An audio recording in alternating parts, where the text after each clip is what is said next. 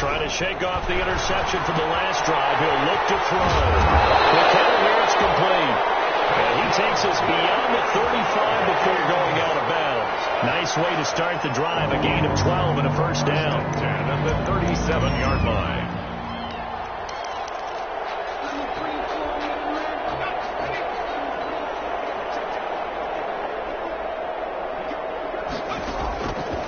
Now they'll throw here out of the gun.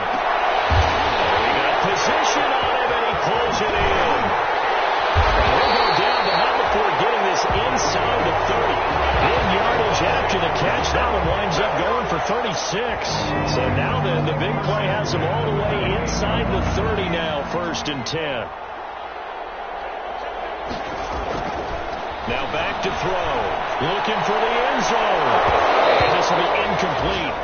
Physical play on the football there, and it's 2nd down. Intended 14. Another throw there off the mark, and obviously he's battled all of the interceptions. Things just haven't been true to form for him. I don't know. What do you think's going on out there, CD? That's a great question, and my suspicion is he's been coached really well to not show that he's having a problem. You know, they always tell you no matter what, you keep throwing the football with confidence. Well, we're not seeing a confident thrower right now.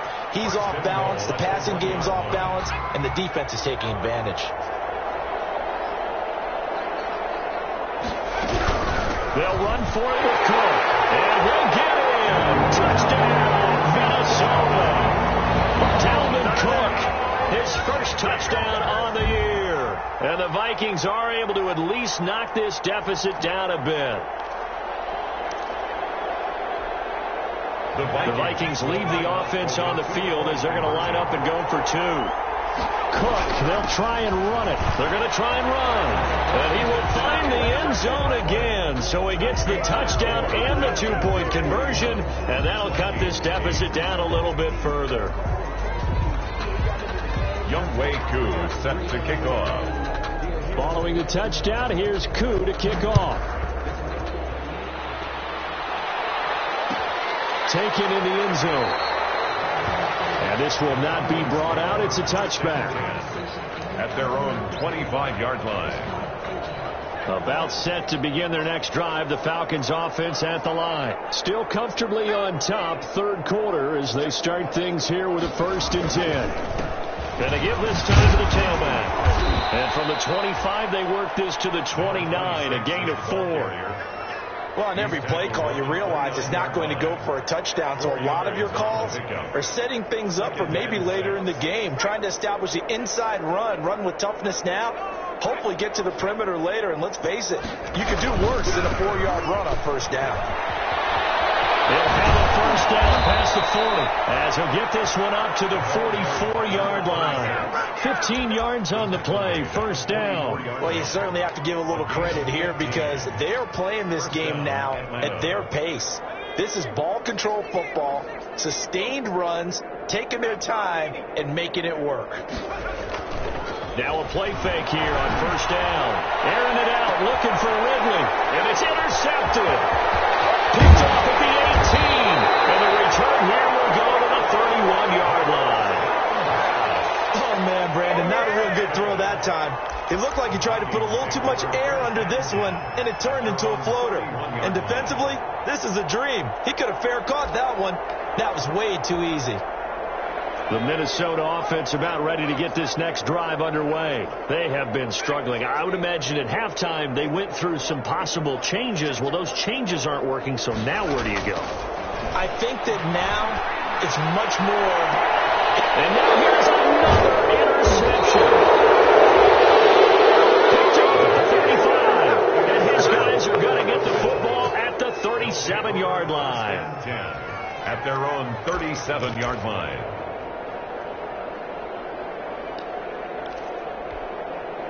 Good starting field position for them here as they come up 1st and 10 at their own 37. They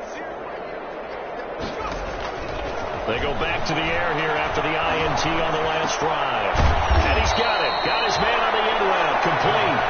And he'll be taken down, but not before he works it past the 50. A gain of first play of the drive going for 14 and a 1st down. And that is going to do it for this 3rd quarter of action. This This is the National Football League on EA Sports.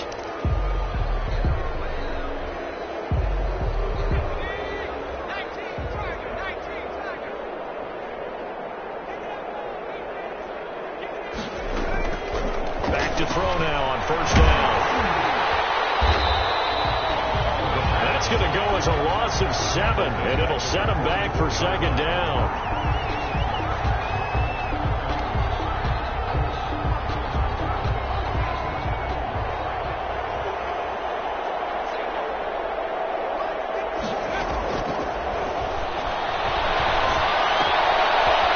One into the hands of the tight end, Hayden Hurst. And this is going to turn into another first down as the tackle is made at the Vikings' 38-yard line.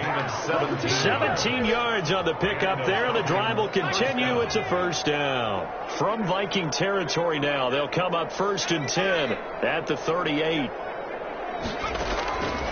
They're going to look to throw. He's going to hit his man out of the backfield, complete. And he'll be brought down, losing yardage back at the 40. That one unable to develop, never got going. A loss of a couple, and it's second down.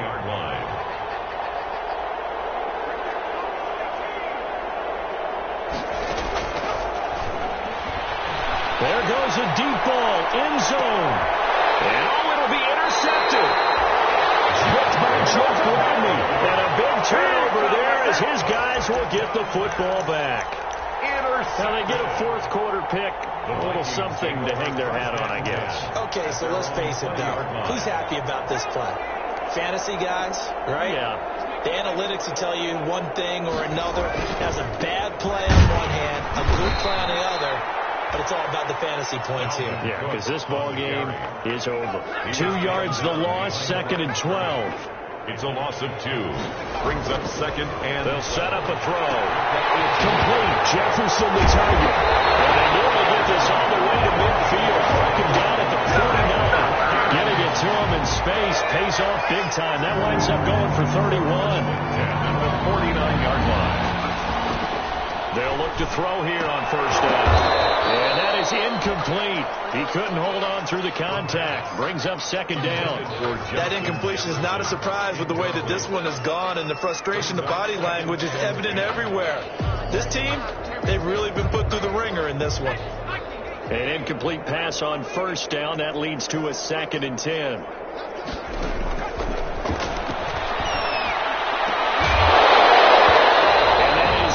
Complete. A lot of force bearing down on him there. He could not hang on. It's 3rd down. I think this one offensively, this is one where you just say, let's move on. Let's not even watch the game tapes from this one. Yeah, you might just want to throw it in the trash, act like it was never there in the first place. Yeah, just say we're good. Actually, I've heard of a coach in the past who took his team out to the practice field and ceremonially buried the game films from the prior game when they got clobbered. That was his way of putting it behind them.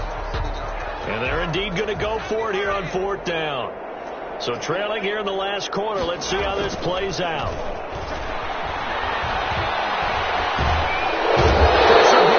The Falcons get there for the sack. The Vikings unable to convert here on 4th. And the Falcons will take control of the football in great field position. They'll try and run some clock here as they keep it on the ground. Yeah, he's able to push his way forward somehow for a gain of about 2 yards. Second down now. The 35-yard line. A gain of 2. Brings up 2nd and 8. Now a handoff here to his running back. They find some open field here. And he'll take it into the end zone. Touchdown, Atlanta. A great play there. His 2nd touchdown of the afternoon. And this offense is running away with this one. So another score there. Often you talk about the 3 phases of the game. Defense, offense, special teams. It's been a clean sweep in this one, hasn't it? It certainly has. They've been pretty dominant throughout this game. And privately, the head coach will add a 4th phase. That's the coaching. And he'll tell the ownership that as he tries to negotiate a new contract off for this win. They are looking strong here in the 4th quarter. And he's probably realizing he should have stayed in the end zone as he can only muster a return to the 14-yard line. In this position, trying to get back into the game, teams are looking for a spark from their special teams. That's not what they got, though. They got a setback, and they have a long field to cover if they want to try and put points on the board. Here are the Vikings now to start their next drive. And last time this unit was out here, costly turnover, and then that turned into 6 points. They've got to make amends.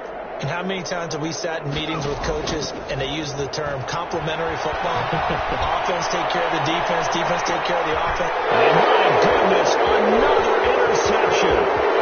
Picked off around the 37. And a huge return as he'll take this one all the way down inside the 30-yard line. Well, partner, I got to tell you, I'm trying to think of something positive to say for this offense, but I'd have to be a spin doctor for that one. This has been a tough performance to watch. And I think it's hard at this point to actually identify what's really gone wrong. I guess the catch-all is everything. Doesn't sound like real sharp analysis, but I don't have much else for you. And the scoreboard just lopsided, and it's been ugly from the get-go. It's a 7-yard carry to set them up with a 2nd and 3. I know that every now and then we get in those meetings with coaches, and you almost want to roll your eyes when they talk about staying on schedule when they're moving the football. But would you say a 7-yard run is ahead of schedule? Fourth quarter with a lead, you love that, don't you? No doubt about it, because staying on schedule is trying to get 4 downs on first down. They did that, plus 3. And he takes a shot on the release as this will be incomplete. Well, we always talk about how you've got to be quick when you go through your progressions, and here's another prime example. Trying to look downfield, he was standing in the pocket, but just couldn't find anyone open, could he? No, not enough time. They hit him and forced that incompletion. And they will touch him down, but not before he gets the first. That's good for 9 yards as they convert on the 3rd down play. First down, Atlanta. Just 2 minutes remaining here in the 4th quarter of what has been a one-sided affair.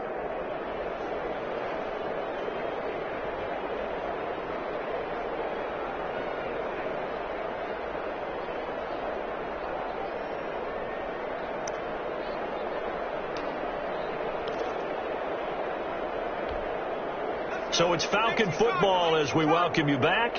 Not totally home free yet, but it's looking good as they come up 1st and 10.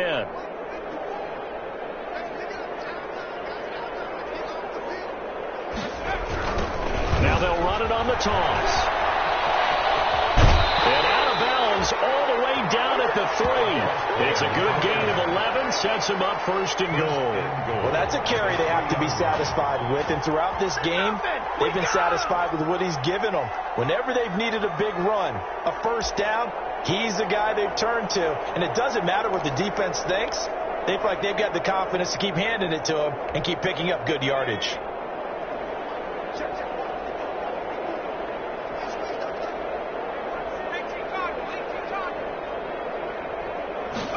And they'll try the option of 1st and goal. And he's going to go down just outside of the 5, right around the 6-yard line. On any 1st and goal, the real estate to work with for the offense is really cut down, and the defense knows it. So they often bring heat and pressure, which they did on this play. Got him down for a loss. Not a big one, but any loss of yardage in this position is tough for an offense.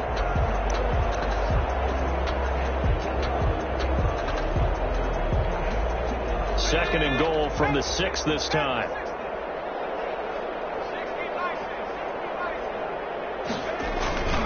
They'll try and run some clock here as they keep it on the ground. And he's going to press this one forward as they stop it right around the 1. Give him right around 4 on the carry. We'll see if they want to keep pounding here on 3rd and goal.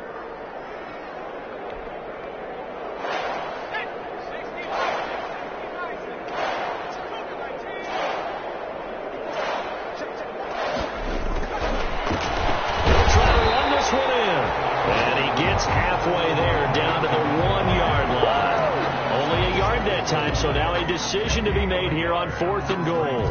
4th and goal at the 1-yard line. The offense is staying out there. Here we go on 4th and goal from the 1.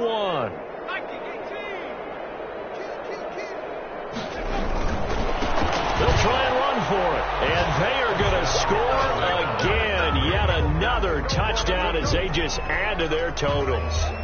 As that lead just swells and swells. Look, this has been dominance in all three phases, offense, defense, and special teams. So don't we have to give a lot of credit, not just to what we've seen today, but the preparation in advance, coaching staff, commitment by the players to the game plan, and being ready to go in this one? You're exactly right. Clean sweep. And, boy, they're going to celebrate this one after it's over. And on the other side, this is the game film you just flush and never go back and review. Fielded near the back of the end zone. And the decision to bring it out, not a good one, as he's tackled at the 15. In this position, trying to get back into the game, teams are looking for a spark from their special teams. That's not what they got, though. They got a setback, and they have a long field to cover if they want to try and put points on the board. Here's Cook as they begin on the ground. And not much there at all. He's up only to about the 16-yard line. Just a yard on the pickup there, and it'll bring up a 2nd and 9. Taken down. Back at his own 7.